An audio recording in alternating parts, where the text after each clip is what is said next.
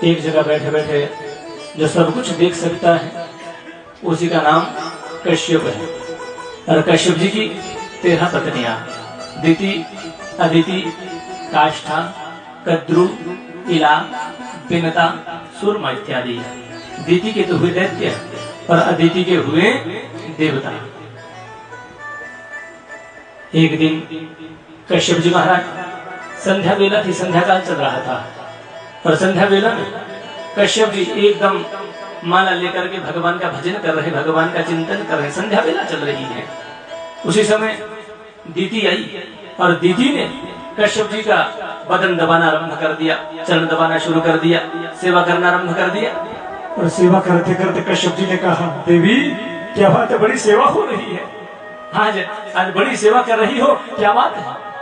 दीदी ने कहा, स्वामी मेरी जो बड़ी बहनें हैं उन्होंने तो संतान पैदा कर दी है, सबके गर्भ से पुत्र पैदा हो चुके हैं, अभी तक मैंने किसी संतान को पैदा नहीं किया, इसलिए हे स्वामी मैं भी किसी संतान को पैदा करना चाहती हूँ, मैं भी किसी बालक को पैदा करना चाहती हूँ, गर्भ धारण करना चाहती हूँ। कश्यप जी ने कहा, देवी संध्या वेला है, संध्या काल चल रहा है और संध्या वेला में 3 बातों का विशेष ध्यान रखना चाहिए। संध्या वेला में एक तो कभी भोजन नहीं करना चाहिए। क्यों?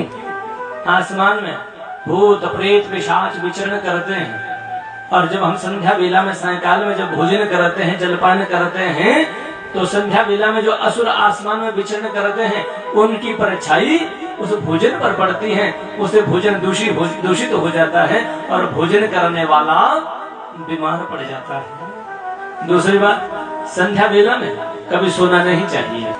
और तीसरी बात कही, संध्या वेला में कभी भी गर्भ धारण नहीं करना चाहिए। मातुराणाम न भय न लज्जा, कामातुर जो व्यक्ति होता है न उसे भय होता है न उसे लज्जा होती है। जबरदस्ती गर्भ धारण किया और जैसे ही गर्भ धारण हुआ कश्यप जी ने शाप देते हुए कहा, देवी तेरे गर्भ से बालक एक नहीं 2 पैदा होंगे, दोनों दुष्ट होंगे, दोनों अत्याचारी होंगे। ये तो काल का प्रभाव है, समय का प्रभाव है, नहीं निकाल सकता हूँ, इसलिए शाप देता हूँ, बालक एक नहीं 2 बालक पैदा होंगे, दोनों दुष्ट होंगे, दोनों अत्याचारी होंगे। बार बार निवेदन किया, प्रार्थना की, क्षमा करिए, अपराध हुआ, गलती हो गई, ऐसा कभी अपराध नहीं होगा। कश्यप ने कहा, देवी अब तुझे शाप तो लग चुका है, तेरे गर्भ से जो बालक पैदा होंगे दोनों दुष्ट होंगे, दोनों अत्याचारी होंगे, पर वरदान देता हूँ, तेरे पुत्र तो दुष्ट होंगे, असुर होंगे, पर पोता बड़ा धर्मात्मा होगा, भगवान का अनन्य प्रेमी होगा, भगवान का बड़ा प्रेम करने वाला होगा। दीति ने गर्भ धारण किया और दीति ने गर्भ धारण करके मन में सोचा, जब पुत्रों को पैदा ही नहीं करूंगी तो दुष्ट भी कहां से होंगे, अत्याचारी भी कहां से होंगे।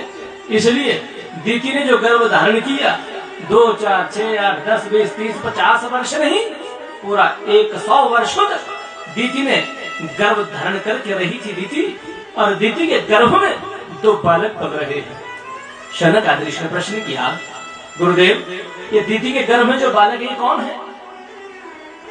सूत जी कहते हैं, ऋषियों दीति के गर्भ में जो बालक हैं ये भगवान नारायण के 2 पार्षद हैं, जय और विजय।